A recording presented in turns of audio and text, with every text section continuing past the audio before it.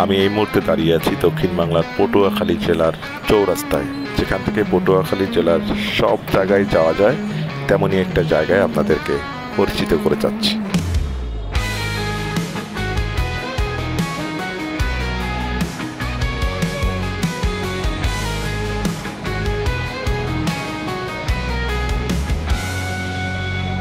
পটুয়াখালী চৌরাস্তা হচ্ছে পটুয়াখালী জেলার মূল কেন্দ্রবিন্দু।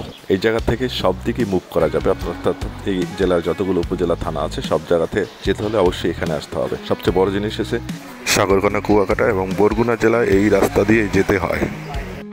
পটুয়াখালী জেলার অত্যাধুনিক এবং আধুনিক পটুয়াখালী পৌরসভাটা তৈরি করা হয়েছে, যা অসম্ভব সুন্দর এবং অন্যান্য জেলার পৌরসভার থেকে অনেক সুন্দর। যদিও এটা এখনো কার্য বা নির্মাণ কাজ এখনো শেষ হয়নি, তো আসলে অনেক সুন্দর, আমার কাছে ভালো লেগেছে। পটুয়াখালী জেলা নিয়ে আরও ভিডিও থাকছে, অবশ্যই সাথে থাকবেন এবং পরবর্তী ভিডিওগুলো দেখবেন।